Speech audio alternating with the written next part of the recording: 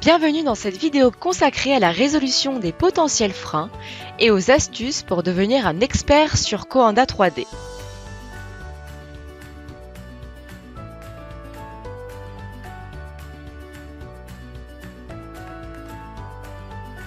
Vos distances ne sont pas en mètres, vos débits ne sont pas en mètres cubes par heure. Cliquez sur le pictogramme paramètres et modifiez vos unités. Comment modifier la taille d'un local déjà créé?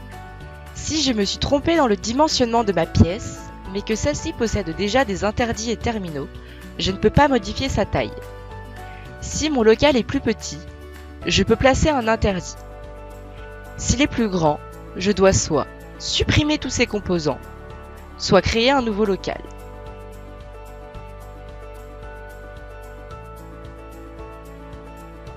Un doute sur la signification de colonnes et lignes dans la sélection des terminaux plafonniers? L'intersection d'une ligne et d'une colonne donne un terminal au centre du plafond. L'intersection de deux lignes et deux colonnes donne 4 intersections, donc 4 terminaux. Dans la fenêtre de sélection des terminaux, que stipulent les options paramétrables? L'utilisation du jet en vertical s'applique aux jets d'air verticaux. La déflexion des ailettes verticales a pour but d'élargir le jet d'air. La correction de chute remonte le jet d'air si sa chute est trop importante.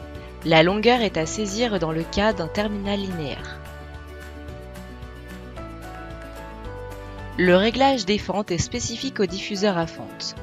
Le chiffre indique le nombre de sorties et D et G signifie droite et gauche. Le schéma adossé vous permet de visualiser la direction des sorties d'air. Que signifie la vue du dessus et la vue de face? La vue du dessus permet de visualiser où se situe le terminal dans la longueur et la largeur de la pièce, alors que la vue de face permet de visualiser la hauteur du terminal dans la pièce et sur sa longueur. Vous n'arrivez pas à cliquer sur votre terminal dans l'interface 2D? Rien de plus simple. Dans l'arborescence projet sur votre gauche, cliquez directement sur le nom de celui-ci. Quel niveau acoustique mes occupants vont-ils entendre? Le pictogramme acoustique indique le niveau de pression acoustique au point d'écoute, c'est-à-dire au centre de la pièce. Le tableau indique en détail le niveau de dB et de dBA. Cette valeur est le résultat de la somme des puissances acoustiques de chaque terminal, pondérée de la distance par rapport au point d'écoute. Cette valeur est ensuite diminuée par l'absorption du local défini précédemment dans les paramètres.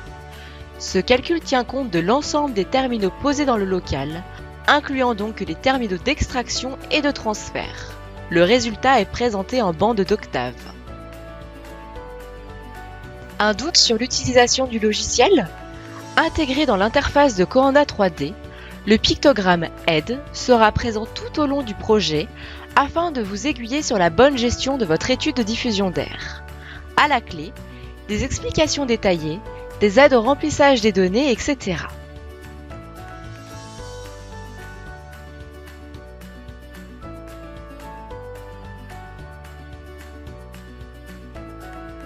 Comment gagner du temps? Vous dimensionnez des pièces de la même surface et avec les mêmes contraintes? Coanda 3D vous permet de dupliquer à l'identique une pièce ou un bâtiment déjà créé en cliquant sur le pictogramme dupliquer. Il en est de même pour les terminaux. Vous pouvez aisément dupliquer un terminal au sein d'un local. Autre astuce pour gagner du temps. Pensez à indiquer votre type de local. Coanda 3D s'occupe d'afficher le niveau acoustique maximal recommandé et la vitesse terminale du jet en fin de portée en mètres par seconde.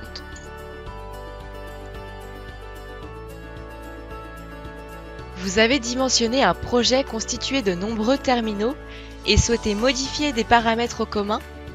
Cliquez sur la liste des terminaux et modifiez leur débit et longueur. Comment vérifier si mon jet d'air sera adapté en été comme en hiver? Indiquez vos températures de soufflage par défaut et vos températures pour votre local ou bâtiment.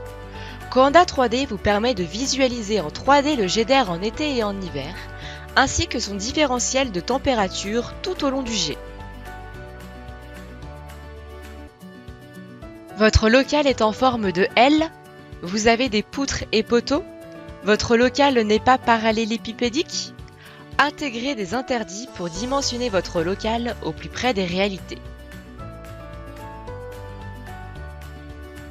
Vous voulez déplacer vos diffuseurs à l'aide des flèches du clavier? Pour la vue de face, utilisez Shift plus flèche. Pour la vue du dessus, utilisez CTRL plus flèche. Quelles sont les données raccrochées à quelle étape dans l'arborescence projet? Première étape, sous le nom de votre projet, vous retrouverez les données administratives du projet ainsi que la liste des bâtiments créés. Ainsi, c'est imbriqué sous ce bloc que vous pourrez les modifier les températures générales du projet, définir la zone de confort, ainsi que gérer les options et accessoires de vos terminaux. Ensuite, dans l'interface de votre bâtiment, vous pourrez gérer le nombre de locales à intégrer dans votre bâtiment. Ainsi, enchevêtrés depuis les bâtiments, vous retrouverez les locaux. Chaque local se compose d'un espace de description du local, d'interdits et de terminaux. Chaque local contient le récapitulatif aérolique et acoustique complet, ainsi que la liste des terminaux présents.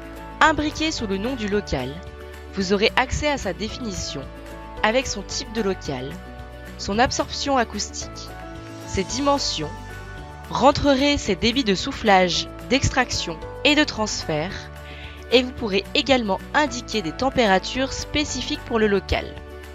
Ensuite, vous retrouverez l'interface interdit pour intégrer des poutres, poteaux, etc. Et enfin, l'onglet terminaux pour sélectionner, placer dans le local et visualiser en 3D les jets d'air des diffuseurs. Imbriqué sous les terminaux, vous aurez accès à la liste de tous les terminaux placés dans le local.